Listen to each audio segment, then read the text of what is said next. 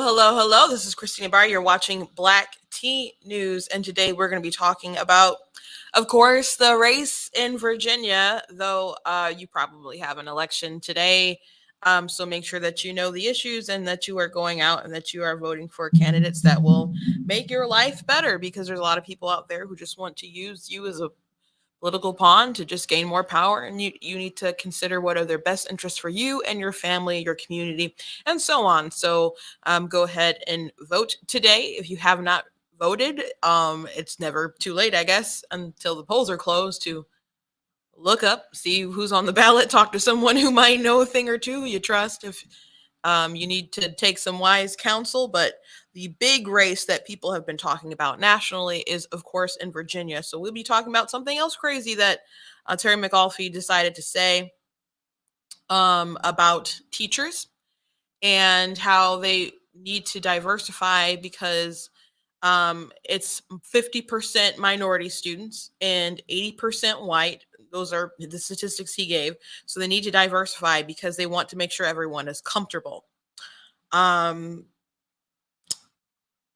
It really bothers me that people would just make that assumption that because there's white people that everyone needs to be uncomfortable, or that people are uncomfortable. I had white teachers mostly white teachers in my urban area and my not urban area, and I had great teachers, and I cannot remember when race ever played a role in that at all. So I'm going to be talking about that. I did write an article about it, but hey, you're here, so let's talk about it on the show. Also, the Kyle Rittenhouse case has started. If you recall, Kyle Rittenhouse was involved in, well, he was there at the riots that happened in Kenosha, Wisconsin, after Jacob Blake was shot by police, after he resisted arrest and was trying to flee, after he allegedly did digitally sexually assaulted a woman, and the police thought he was like escaping with kids, and he did have a weapon. The police acted like he didn't have a weapon. But anyway, he was shot several times. He's paralyzed, and the town acted a fool, and Kenosha was burning. People were rioting, as people were doing in many places, and Kyle Rittenhouse was there to render aid. He was armed, obviously, I guess, in the interest of his own protection, which he needed eventually. I don't think he really technically should have been there. And I think the adults really failed him. But it's really a case that, to me, it seems like he shouldn't have been charged, and he was charged for political reasons. But more stuff has come out, but they're doing the trial right now. So we'll talk a little bit about that too. But before we hop into all of those things, I do want to thank the Brighter Michigan PAC for allowing me to be in their studio. I do love being in the studio. It's a great place. If I say something that triggers you today, they don't care. I don't care. It doesn't work like that. It's just kind of a, respectful relationship, but I am my own boss. There's no one to get me fired. So you're just going to have to scroll along if you don't like what I have to say. Please go to blacktnews.com, check out different content that I have. I mentioned that I already wrote an article about the McAulffie situation and what he said about the teachers. I've written things about critical race theory. I've written stuff about the school board and their letter, and Merrick Garland and how he's conspiring, or how the school board conspired with the White House. So now Garland could make a task force to go against the teachers and basically, not the teachers, but the parents, and to call them domestic terrorists and use the Patriot Act and all kinds of crazy stuff. So if you would like articles that are well sourced, that you can share, that you can arm yourself with information and share it with other parents, go ahead and go to that website, blacktnews.com, and share it with other people. Make sure that you're liking, that you're subscribing on my Facebook page, my YouTube page, my Instagram, my TikTok. All of my handles are at Black Tea News, with the exception of Twitter, and that handle is at True Black Tea. And if you like Black Tea News, make sure that you consider leaving a donation at blacktnews.com/donate, and that you also check out different merchandise that we have on the website, like the goat hoodies, like the Denounce White Supremacy, Defeat Joe Biden shirts, I am not the victim you're looking for, and all other sorts of goodies as well. So let's jump into it. You guys know how much I like to start off with something humorous. And oh my gosh, G Prime, I think it's 85. He's someone I have interviewed. He's a comic book artist. He has his own like stuff that he actually writes that has like plot line storylines. But I became aware of him because he writes really interesting content as far as political illustration. So my sister purchased his Hey Here's Creepy Joe book for Chris. It came out like during Christmas time last year, so she bought it for herself, and it was a really good book that's a little deeper than Joe Biden just being a creeper who likes to eat children. It speaks to a lot of different issues. So anyway, it was a good book, but he's been writing, doing political comics for a while now, and I do often share them on the show when I find a good one. He's my go-to person for like a funny thing. So today, this one actually made me like laugh out loud. So, sorry, that's the wrong one. Jumping ahead. So there's this father playing, catch with his son, and he said, son, Americans had free speech when I was your age. He said, unfortunately, we remained silent when speaking up mattered the most, and the dad is crying. And the son says, I'm not your son anymore. I'm your daughter, you bigot. And then he gets taken away. And it's sad and it's funny because it's sad. And I guess what are you gonna do right now besides laugh, because the world is so absolutely absurd. So absolutely absurd. I got into a discussion on TikTok. It was like, say, they have a trend where it's like, say a controversial opinion that'll, make people mad. And so there was an older woman, and she raised several children, and she mentioned that she used to keep a paddle in her back pocket to discipline her kids. So of course there's a lot of people who take issue with that, and some people saying you should never, ever, ever, ever use violence, and it's the lazy way to parent. And so but she explained that before they would get disciplined in that way, she would explain why. Afterwards, she would explain, or whenever they'd have a conversation, she'd pray with them. And so I'm like, whether you agree with it or not, I'm like, this isn't lazy parenting, because I mean, she's taking the time to communicate why she feels that they need that. And whether you think that was the right thing to do or wrong thing to do, it's kind of a different story. So someone was going really offended, I guess, that I said that. And so they're like, you should never, ever, ever, ever do that. Why would someone want to? So I explained a story, not necessarily justifying it or whatever. And I explained a story where a friend of mine, their older brother, stole a car when he was a young teenager. So his father got a call from the police, and he had to pick him up.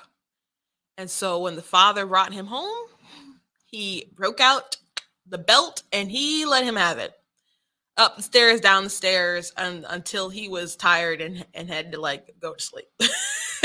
And the brothers who are watching, they're like, oh gosh, dad is letting them have it. So but after it was over, I think it was the eldest brother, he said to his brothers, if you ever do anything this crazy, I will beat you myself.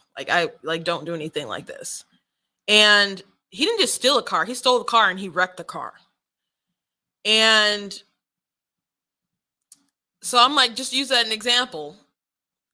You may not have liked the method, but you can't say that the father didn't do that out of concern for what his trying to stop some kind of future chaos from happening.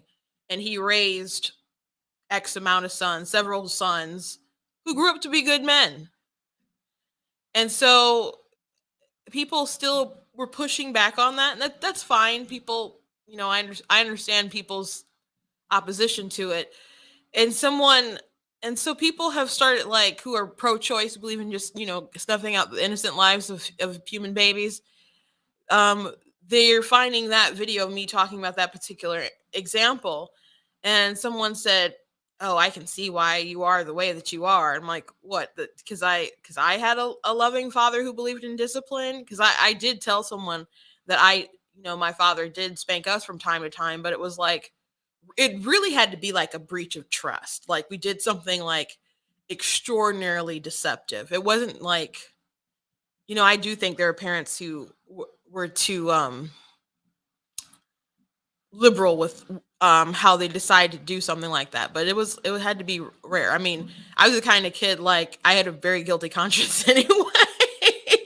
So it didn't take much for me to be sorry anyway. So, and I didn't we didn't really do much, but there were like a time or two when if there was like not only like a lie, but like a really deceptive act or something, my dad wanted to make it sure that if we were ever in a situation that he could trust us, because you never know when something is life and death. So whatever happens, whether you do something wrong or you do something right, you just need to make sure that you tell the truth. So breach of trust was like you need to be disciplined for this. So they just had people come and have all these really crazy opinions. So they're like, oh, this generation that used to do all these things with how they used to raise kids are so terrible. And they're like, this new generation will have to do better. And I'm just like, I brought all that up to get back to this meme.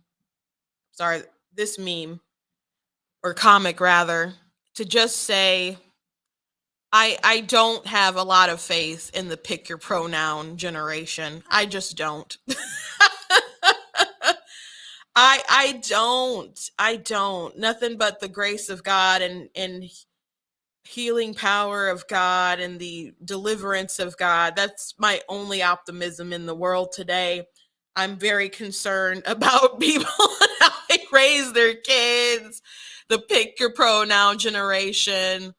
Oh my God. Like, I don't think a lot of people who survived eras with two parents and some firm discipline really feel like they robbed the world or robbed their children when they look at the madness of today and how people are letting their kids believe they're dogs and cats. I heard a crazy story. A friend of mine, her husband, and this is a TikTok friend, her husband is a teacher. She's a recovered Democrat. He's a libertarian. But they were like at a tailgate party because there was college football over the weekend. And this is in Iowa. Iowa. And they're talking to a teacher and they said they have a problem because there's these kids who wear cat ears and tails in the schools, and they're pretending that they're cats. They're believing that they are cats, and they are demanding that there are litter boxes to be placed in the schools. And I don't understand anyone putting up with those kind of delusions. um I did write a comment. I said I need more information because I got to write a story on this. I got to see how deep this goes. I got to verify. I'm like, this is just, it's not that I don't believe it because kids are that crazy, but I'm just like, I don't understand what would possess people to put up with that kind of madness. But I don't understand people putting up with the kind of madness where you have a boy who's clearly a boy. They decide that they're a girl. They go in and they just dominate girl sports. Why? Because testosterone is a better advantage than even if those regular girls got on performance enhancement drugs. There's just that much difference between men and women. So it's crazy to me that people would allow that kind of madness. It's crazy to me that people would allow just a boy in a skirt to go in a girl's locker room and so on. So this world is crazy. But anyway, kudos to G Prime 85. George Alexopoulos is his real name. He makes some really funny political content, and he does do comic books besides these things like this. But I think they're kind of more on the riskier side. I don't know what all he's planning, but I do know he is working with other people to do different projects. And there's other comic book enthusiasts that I see online who are interested in doing their own sort of material in comic books because they see the state of where like DC and Marvel comics are going. And I do think people need to create some new heroes and stuff that people can look up to, because these companies don't care about their characters at all. But we've talked about that at length and other times, and I do want to get to the meat of the day. So the meat of the day, of course, we have the race in Virginia, and Terry. So they have a strategy of just trying to paint everybody as racist.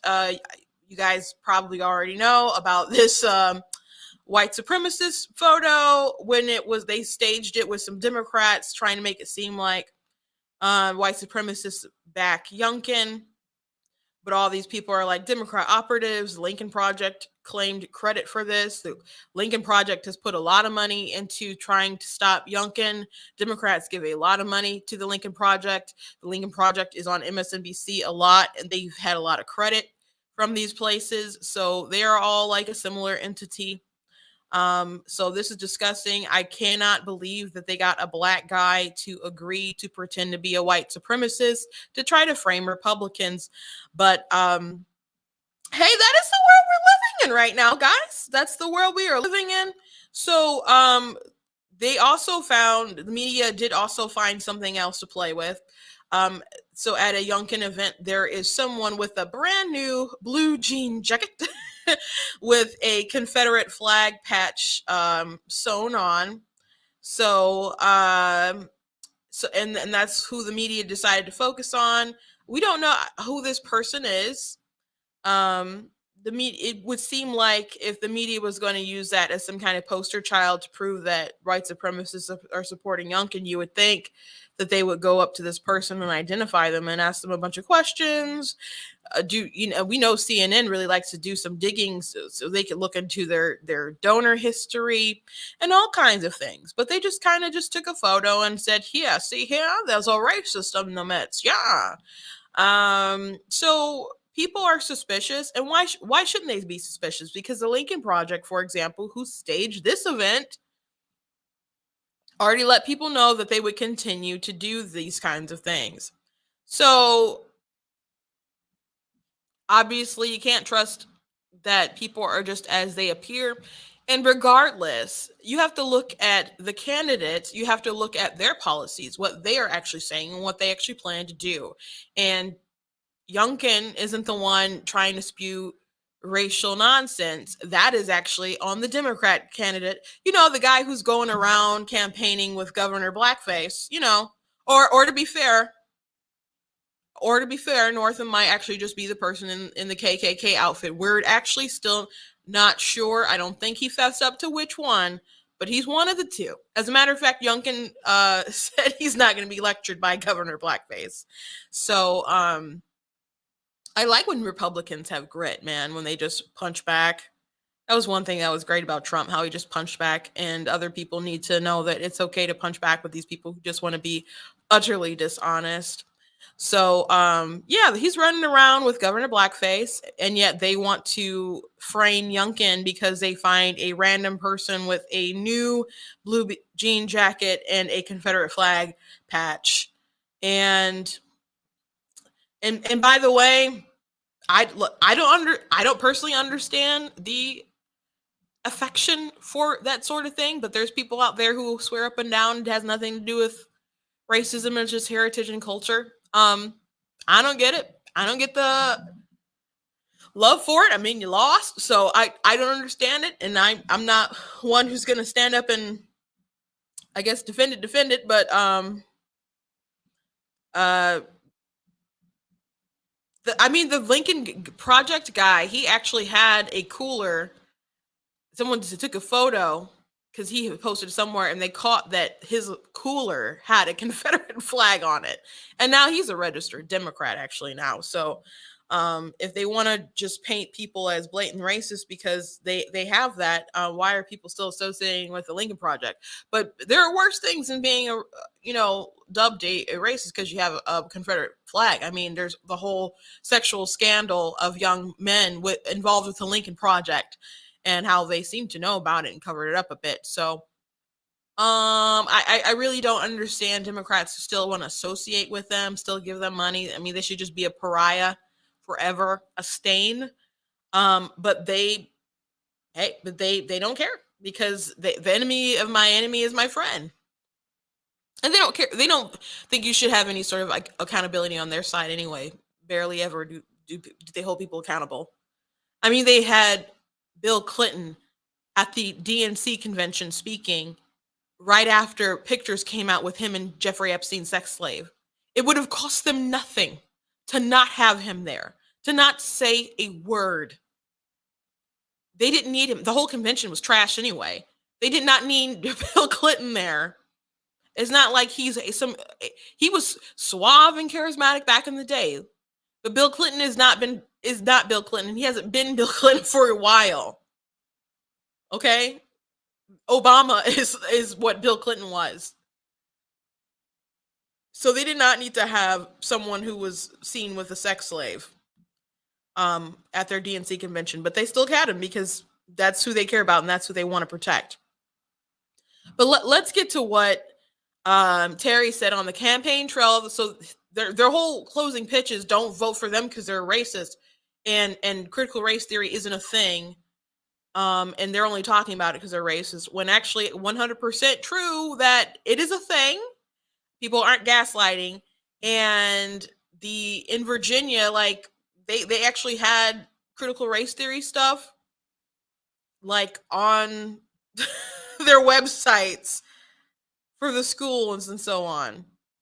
So the New York Post wrote an article about it, and Christopher Rufo, who is just like a rock star when it comes to critical race theory, he he makes it's not a secret that he totally wants everyone to be against it. They always like mention it as if he's like some bad actor. No, he's letting you know his stance on it. Like he wants everyone to hear that and think a negative connotation with it. But he actually has the receipts. Even like they said, critical race theory should be the standard. I believe it's a best practice. I'm sorry. Critical race theory in education, it should be seen as a best practice.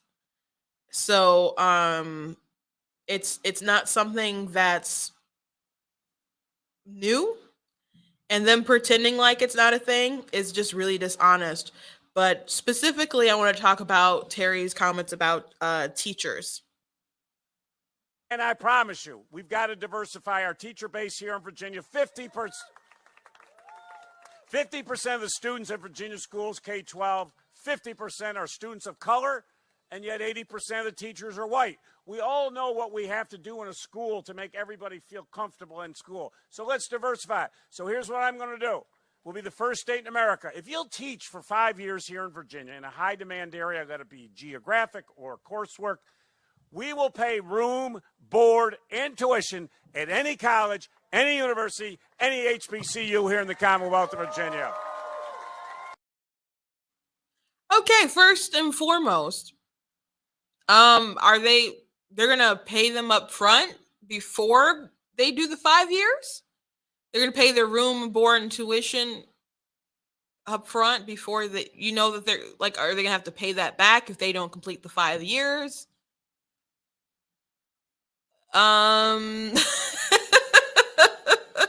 So that doesn't seem like a great strategy, because even if you like make them sign a contract, if you pay for their room and their board and their tuition and they spend 5 years in a very populated needed area for educators, that does not mean that at year 6 they will not go somewhere else, that they will not quit and take a new career path, that they will not move out of state, that they will not just move in a very rural area in Virginia with better policies and practices around. Like So it doesn't really make a lot of sense to me as a policy, other than to pander.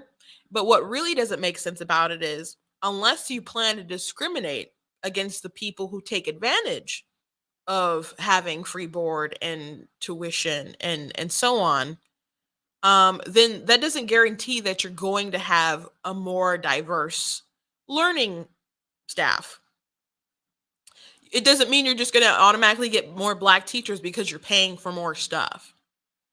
Now you might get people who are, I don't know, less qualified or less willing to put up with stuff in the long run. You less, dedicated, because hey, here's a profession I can go into. Seems like it might be neat. I don't have to pay for anything. So let me go that route. But maybe they won't be passionate about it, but maybe they'll go with it because it's free. Sometimes you have to put some skin in the game, and you can expect more, and people will last longer if they put some skin in the game. I don't think everybody just having I mean, I assume that everybody just having free college and stuff like that will not actually be the best net positive to society, because it's like, whatever. That doesn't mean everyone's going to get in good majors and stuff, but of course this is specifically, we're talking about people who plan to actually teach it. But that doesn't mean that you're going to get people who are really going to be good teachers. They may just be like, I need to do something with my life, and I think I can maybe do it.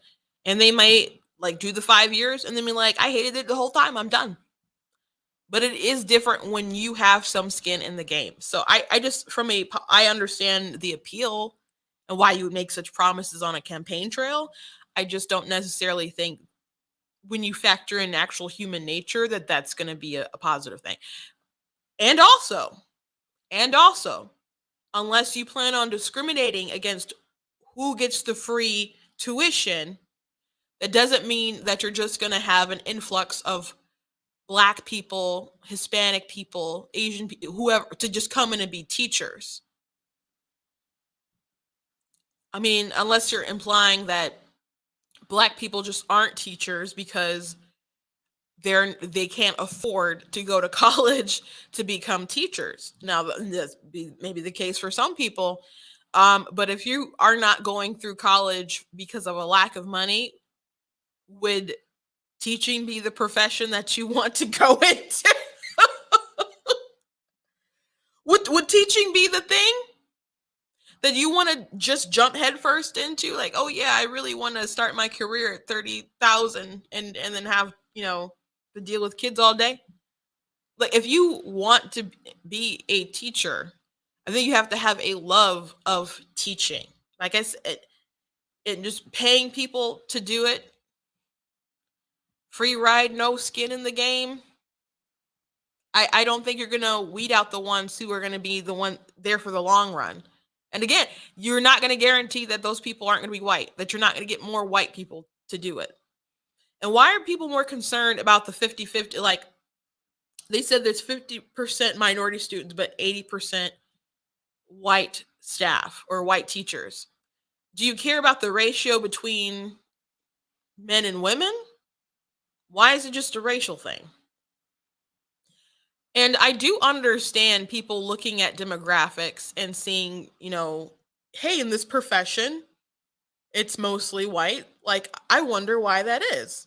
And then trying to look at whatever cultural issues or financial, what environment, whatever it is that gets people to the reasons to decide whatever careers they want. I can understand that in some kind of a psychological aspect to evaluate. Sure, absolutely. Like, why are more men like interested in engineering? Which the psychological thing would be, men are more interested in things and women are more interested in people. Which, man, I saw a Jordan Peterson video he did a video talking about that, and someone put it on TikTok, and a feminist stitched it. She's like, "This is so misogynist." I got to reply to that because I'm like, what is misogynist about pointing out the truth? And why is that necessarily a bad thing, that men are interested in things and women are interested in people? Like, men could shrug their shoulders and be like, "Oh, that's true," and women could, like, doesn't that kind of sound like a compliment for women? Like, that you're more, you have more compassion or empathy? No, well, not necessarily compassion or empathy, but you just have a more of a concern about people, how they tick, how they move. Like, you want to work with people, you want to, you know, like, you want that interaction with people. You're more about the emotions. So you think it's terrible because they someone points that out? But it's just a fact. All women are different though, so it's just like a generalization, but it's a pretty solid thing to say. But that's offensive? Okay. But psychology, I think it's interesting. If you want to say, "Hey, how come we don't have more teachers?" But just like saying we're going to pay for all the stuff and just expecting that we're going to have just a flood in of minorities, as if that's the profession that a bunch of people just want to go into, I think that's assuming a lot. That is really assuming a lot.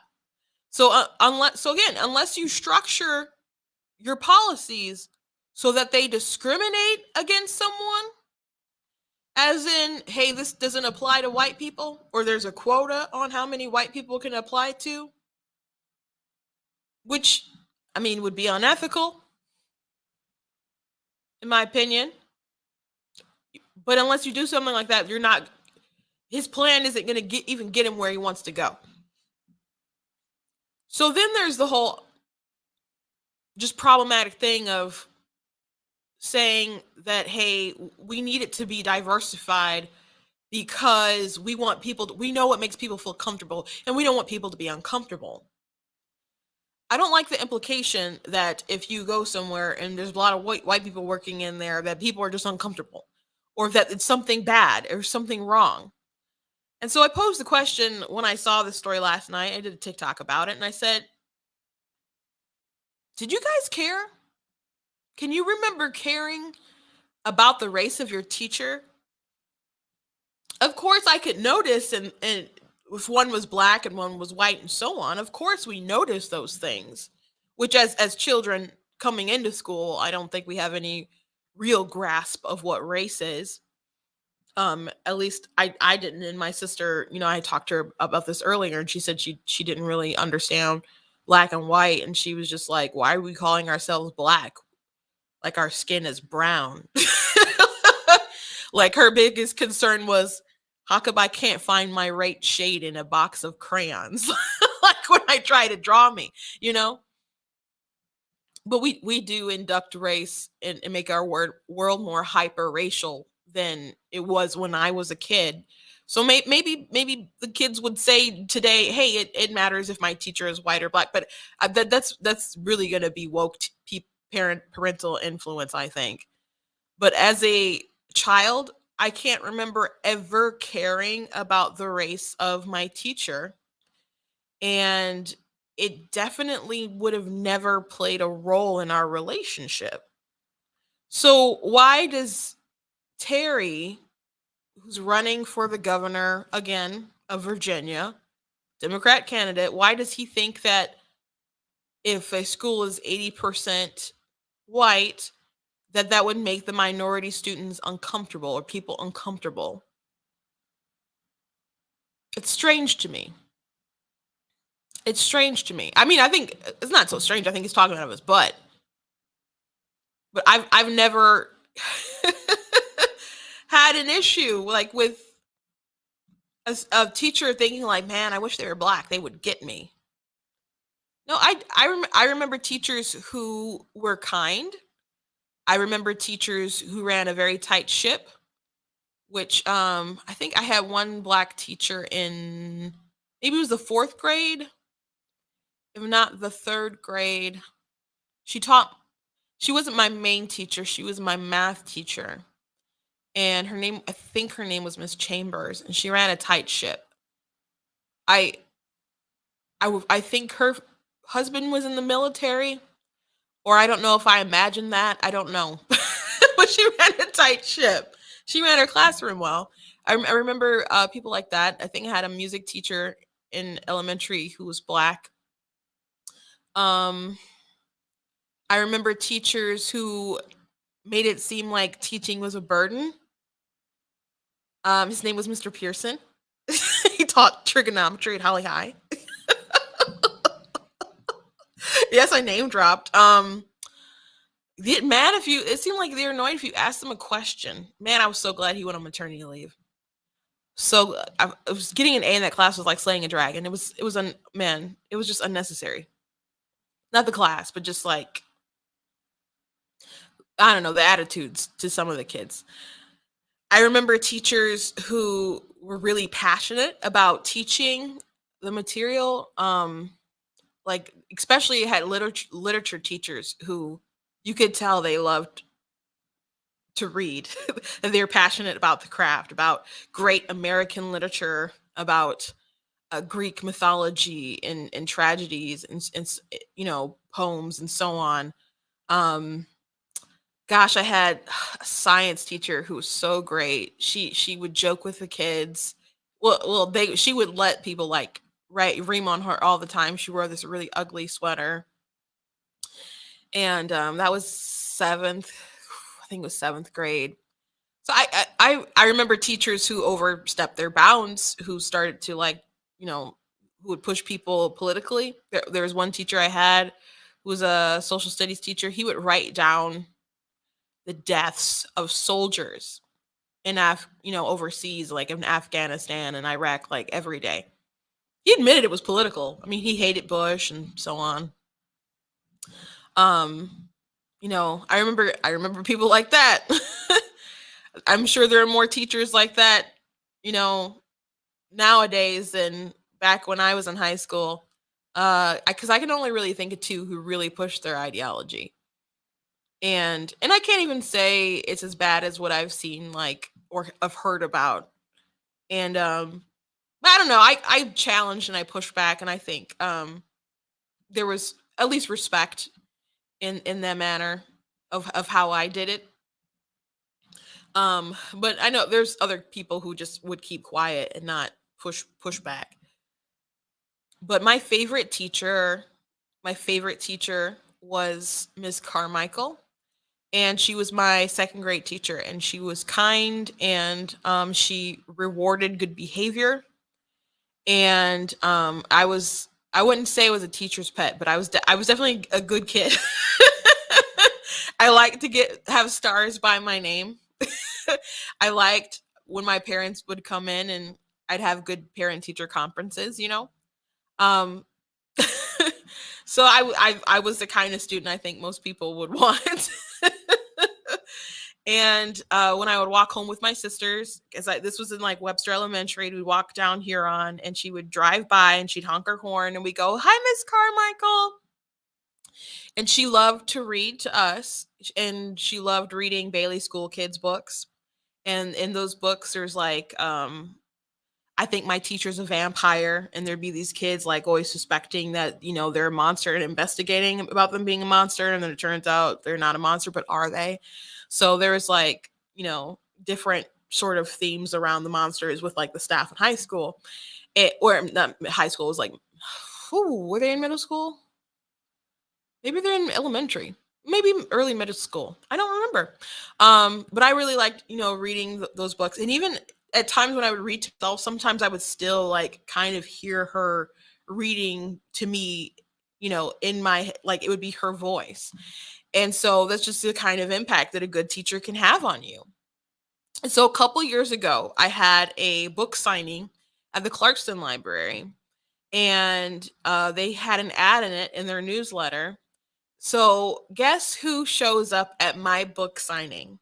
Mrs. Carmichael. Now, she had a new last name. I don't remember her new last name because she got married. But she was so proud, and she was still a loving and caring teacher.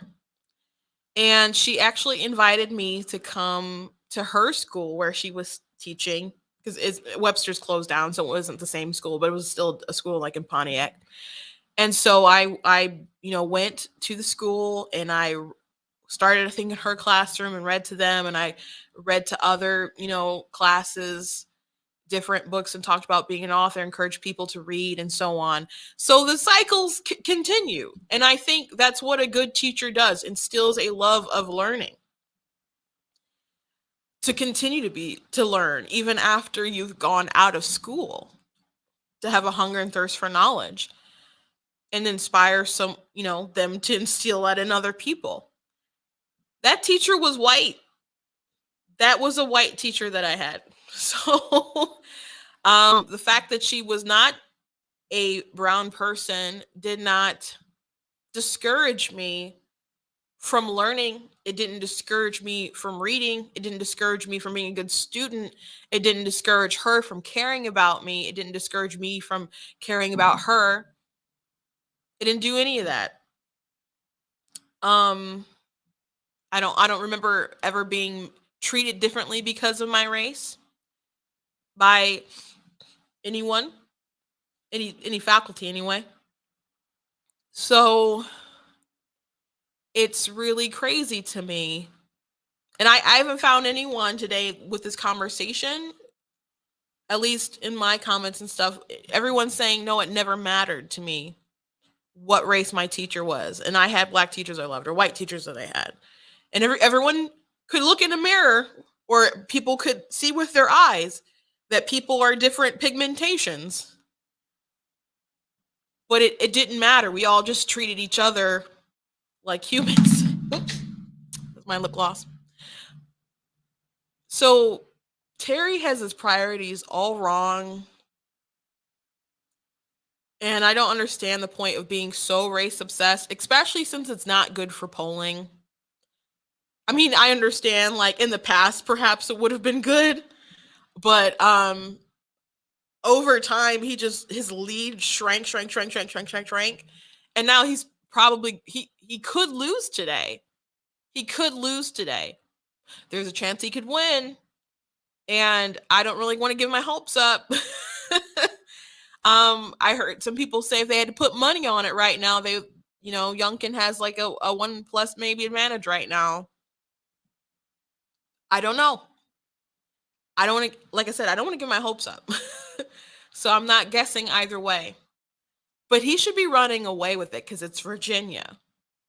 But when you ignore parents and their concerns about sexual assault allegations, critical race theory, which is obviously a thing because it was like on the school's websites, and they said it was best practices, like even when he was governor in the past. So ignoring like critical race theory like it's a Republican boogeyman, it's not. And you can keep gaslighting parents, but it's still going to be a fact and it's still going to be true. And you can ignore parents who are concerned about really graphic, even pornographic sort of content that people will find in their kids' libraries, but pretending that didn't happen and that they're just concerned about banning a book called Beloved, when it wasn't even a ban. It was just like, hey, we just want the option that if there's like gang rape in a book, that maybe our students, our kids can maybe have an alternative assignment, which I don't think is too unreasonable. So just to paint those people like they're racist, like the parents like they're racist for just being concerned about their kids, how dare you even do that? It's disgusting. And you say that Republicans are waging these culture wars, but then you get up and say, hey, we have too many white teachers. We have too many white teachers, so we're going to just give you a bunch of money and hopefully that'll solve the problem. Well, they'll pay for you to get there. That, like, but unless you segregate or make it so that you're only going to pay for a certain race to get these things or exclude the white people, you have no guarantee that it's going to diversify the staff at all. And then what are you going to do, and how are you going to treat the teachers after they're hired? Because there are people who resigned because of some of the crazy practices in some of these school boards, who went to these meetings and quit on the spot And there's people who are going to go to different states, who are going to go to different districts, who are going to just, I don't know, try to work in the private sector with the education system, or will go into a different profession altogether, get and make more money. And not have to be, I don't know, deal with all the attitudes and underappreciation and all the things that come with being a teacher. And there's a lot of great things to love about being a teacher, but we know that there's some downsides. So I think Terry he's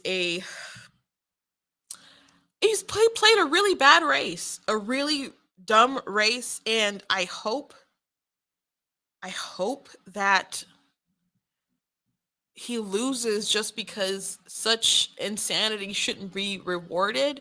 I would like, as much as I want Democrats to lose, I would like if people woke up to madness, so we don't just keep going down this dark path.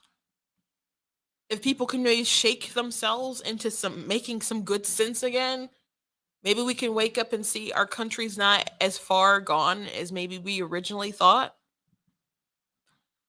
So I really hope that Youngkin pulls it out today, Glenn Youngkin.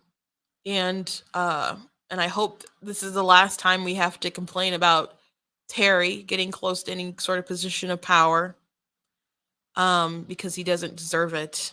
If you don't want to represent your constituents and you want to just gaslight them, you should not be running. You should not be running. Just debate them on the issues. You don't have to lie to their faces. You don't have to lie to their faces. I see you guys in the comments praying for the results. Yeah, it's an interesting race. Again, Democrats should be running away with it, but of course they are not, because they have some crazy policies and they are gaslighting. They are absolutely gaslighting parents, pretending like this is not a thing with critical race theory, sexual assault. It's been a real tragedy. Now let's talk a little bit about the Kyle Rittenhouse situation. So his trial has started. It was interesting hearing some things about some of the jury process selection. There's someone who decided to excuse himself because they believed in the Constitution and the Second Amendment, and the judge was like, "That's not a reason to excuse yourself," and he felt like he couldn't be partial, I guess, um, or fair, I suppose. And so he got excused, but I'm just like, maybe he just didn't want to do it. And there are people actually concerned, really concerned. And I don't know if you guys remember who Kyle Rittenhouse is, but that's him. So there are people concerned on the jury during the jury selection who were like, if something happens, I'm concerned about riots. Now, I wonder. I know people are talking about it, but do we think that there's going to be big riots or something if he gets off? Which, by the way, I don't think he should have been charged at all. I don't think he should have been charged. I think it's a pretty clear-cut case of like self-defense. And there's people lying. There's people who've done very extensive reporting on this. Like Tim Pool's done some very extensive reporting, talking to people who are on the ground and so on. Jack Posbeck, who's from Human Events, he today, and I would have pulled it up, but I just saw it like basically before I went live, that he got some never seen before footage that was like from some aerial footage from like the FBI and stuff, and they paired it with like a cell phone of somebody they had, and it shows like they were sort of watching him and hunting him, and also you can hear Kyle Rittenhouse going, "Does anyone need medical attention? Does anyone need medical attention?" So I don't know what they're gonna do. The people trying to prosecute him, because people were he had reason to believe his life was in danger. Now, if you're gonna say, well, he never should have been there, I don't disagree. People will say, well, he brought that gun across state lines. He actually did not. That was his friend's gun. Actually, his friend was I think the first witness took the stand. It's his rifle. Kyle did not take a rifle across state lines. He lived very close, to the border. The border thing is doesn't even matter. And he went to his work that day. This picture's from him cleaning graffiti off the wall, by the way, that day. So he's cleaning up the neighborhood, and he decides to, I don't know, be a medic that night, and has armed himself in case the situation goes down, I guess. Which it did. So it was a good thing that he was able to protect himself, I guess. But he's literally cleaning up graffiti and was there to be a medic. And people were like, "Oh, this kid was just so awful, so terrible, was planning all these terrible things." Yeah, premeditated self-defense is just a epidemic, I guess. So people are just really determined to hate this kid, and I don't know why. I but I don't know. People are scared, and I think it's reasonable to be scared that there'll be riots because people were ready to pop off if the George Floyd trial didn't go the way that um people wanted it to go. Which I think it's if you're objective, I think you can say that probably wasn't a fair trial, regardless if you're okay with the result or not, I suppose. But if you know it's not a fair trial, I don't know why you'd be okay with the results, because at the end of the day, we still need our justice system to work. But it seemed, but people were really concerned about that. But I don't know if there's should be as real or big of a concern with the Kyle Rittenhouse thing. Now I don't know. I'm just kind of like giving my thoughts, I suppose, right now. I'm not like predicting the future about if he gets off, will there or won't there be riots. But um since it's not racial, do we think that that's going to be a thing? Because he did shoot people who were there. They weren't protesters, they were rioters. There were people there, who were arsonists and who attacked Kyle. um And I don't know if all three of them, and this is not relevant, by the way, but some of them were like on the sex offenders list, if not all three of them. And I'm like, that is weird. That is creepy. But I think a lot of people who participated in these things and obviously did bad stuff are people who are not mentally well, and people who are probably on the more ratchet side of life. So I guess it's not so odd that there'd be some unscrupulous things in some of their history. But what are the odds?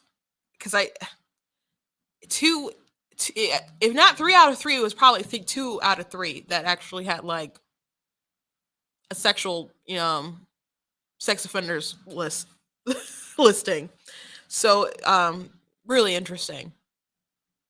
So, there in the footage that they just released that the FBI had, that I guess the media probably could have got a hold of, I think it pretty much exonerates Kyle. Like I said, I think it's pretty much clear-cut case of self-defense. Um, and in the video, he's going around, does anyone need medical attention? Anyone need medical attention? Anyone need medical attention? I don't know how you can argue how that he was there to be a bad actor. Now, should he have been there? That's irrelevant for the conversation. I guess you could use it to try to push a narrative. But that doesn't have anything to do with whether or not he was there for self-defense or if he acted in self-defense. But I don't think that he should have been there, but I think that is the fault of the police and the authorities, the politicians who let all this madness go on across the country, who the media who inflamed all this stuff. They're at fault too. The people who encourage bad behavior by sending money to bail out these rioters, who they call protesters. It all created this terrible concoction to have a kid, and people feel like this kid, 17-year-old kid with an AR, with a rifle, was who they needed in that crisis. And the police even said, "Oh, it's a good thing you're here." And the police can feel that way, but there should have been enough police there to do their jobs. But we as a society should not have devolved into such a manner that situation needed to happen at all.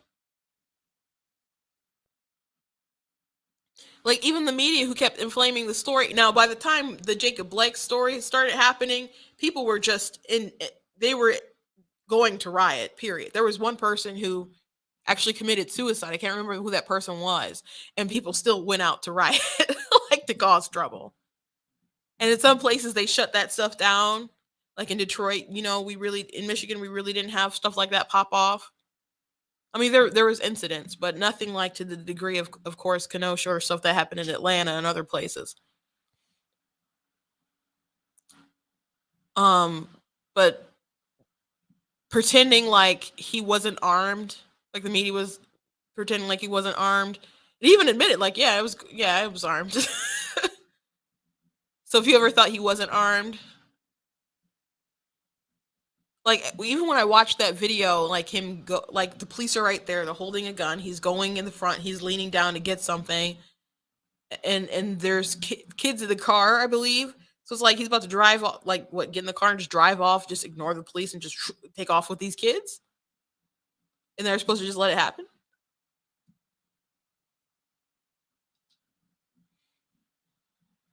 And they already announced that cop wasn't going to be charged, and we didn't have a big sort of burn down the neighborhood sort of event then. So I don't think that, if I had to guess, I don't know if Kyle gets off that there will be some kind of big blowout like there was when he was there that night. Now, if he killed, two black people, maybe, and if you might be saying, well, what's the difference?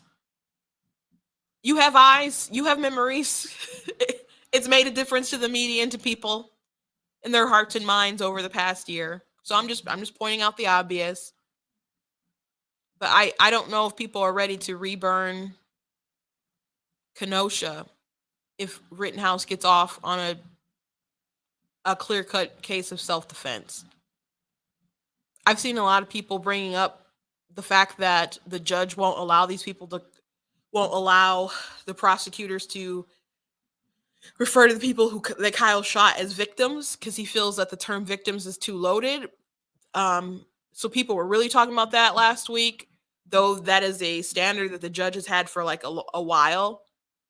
So it's not like him just taking the side of Kyle Rittenhouse. But those people were arsonists and so on. So people were really upset that the people who died weren't victims, but they were aggressors in the situation. And I mean, I guess that's what we're proving with the self-defense case, but I think it's pretty evident. So I don't think this kid should have been charged, but I definitely don't think he should have been there. There's some people who think Kyle Rittenhouse was a hero. I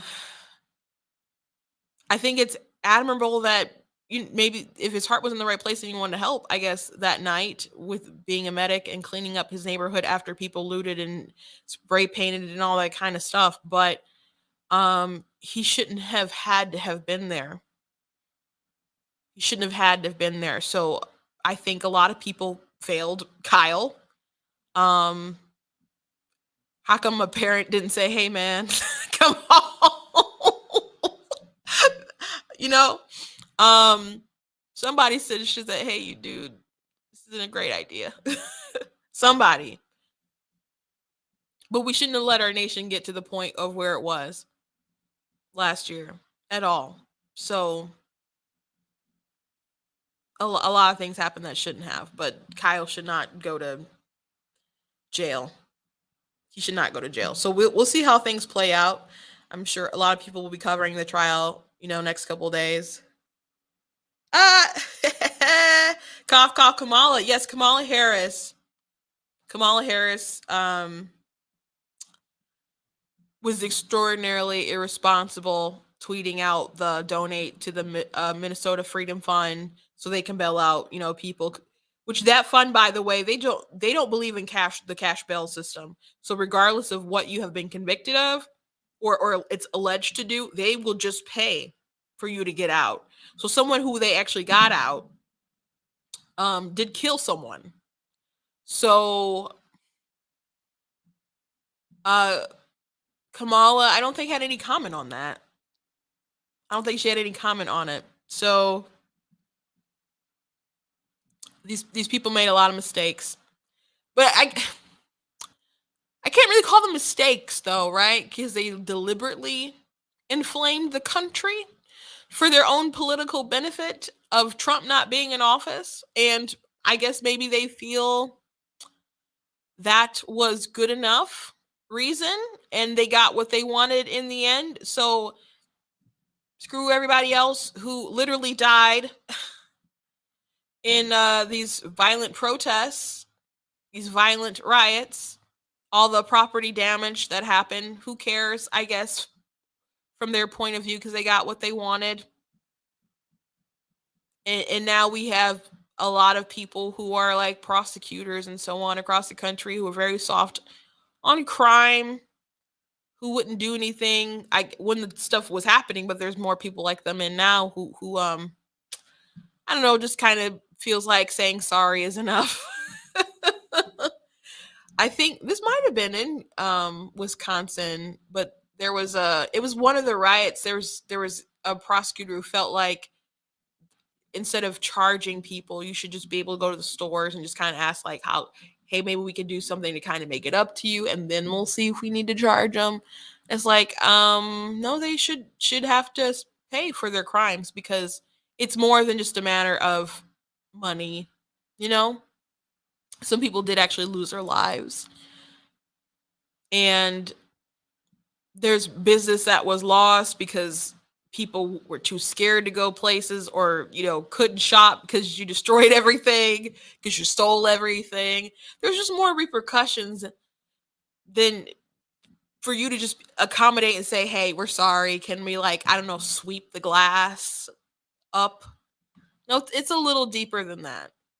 And what are we teaching each other as a society? That when there's just no accountability for actions, for wrongdoing, for things that are clearly illegal.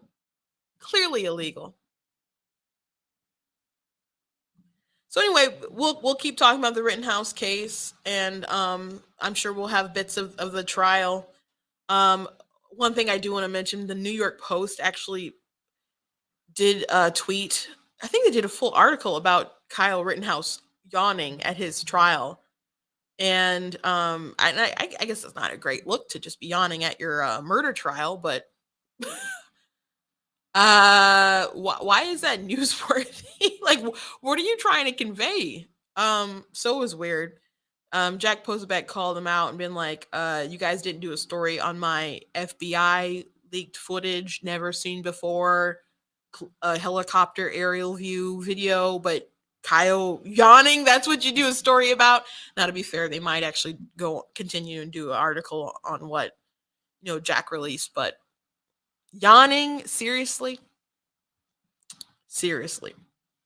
the media sometimes can be such fail. But that is the show for today. Please, guys, go to blacktnews.com, check out different articles that I have written. I did write an article also about the McAulffie situation, and the teachers, and I just really don't appreciate the racism, the blatant racism. I don't like it. I also have articles on critical race theory. They're trying to gaslight like that's not a thing and taught in schools. It's not only in your schools, it's in your businesses, it's in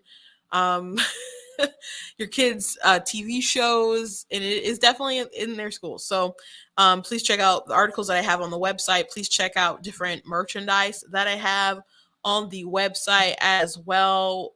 We got I'm Not the Victim You're Looking For. Got some cool Be Better Not Bitter shirts. Constitution's Glorious Liberty document. Got stuff with black tea on it. You Are Not That Special shirts, and I do have them in cute little mugs. You should get them and drink at work and just look at that coworker who is just so sensitive and easily triggered, and just smile like a little grin. They'll only be able to see just the little tip, the sliver of your smirk, but oh, you'll feel so good. You'll feel so good. We also have these pumpkin spice season mugs if you want to pick those up. We also do have those in shirts. as well. They're unisex. And the My Money, My Business shirt, I really do like that. And also for Christmas time, I did mention that I do write books myself, and I have like historical fiction, fantasy. I have romance, action, adventure, paranormal romance. I do have a Facebook as well. So if you guys want to just check out different things that I have available, you can go to the website and check those things out as well. And right now, most of my books are 15. My Super Kid and Super Kid 2, they are 10 a piece.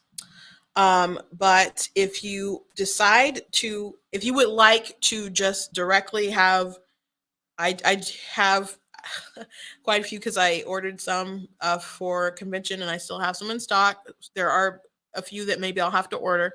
And if that is the case, I'll have to wait till I get it and then mail it back to you. But if you would like one autographed, I do have a link where you can uh, fill out a form, and then you'll pay, and then I'll send them to you, and I'll write in what you want me to write within reason. And if you get one of the books, they're like normally 15. If you get like 2 or more of those will bundle, so it'll be 2 for 25, and instead of like 15, it'll be 2 for 25, and you can just keep bundling if you would like. So consider getting those for yourself or gifts for other people if you know people who like to read. So those are other nice things for the holiday. So get them as quick as you can. You don't want to be left out in the cold. And of course, when I think we'll probably do that probably till the end of the month. But after that, you guys are probably just going to go straight through Amazon if you want stuff by Christmas, and you won't have my signature. Unless you see me someday and say, "Hey, I bought your book. Can you please sign it?" Which, of course, I will for a hefty fee. I'm joking. I will sign your book, of course. Thank you guys for joining me today, and I look forward to sharing, uh, you know, what's going on in the news with you tomorrow. Continuing the conversation. God bless, and don't forget to vote. If you haven't voted, go ahead and vote today. I'm sure there's a vote somewhere, wherever you are. Go vote.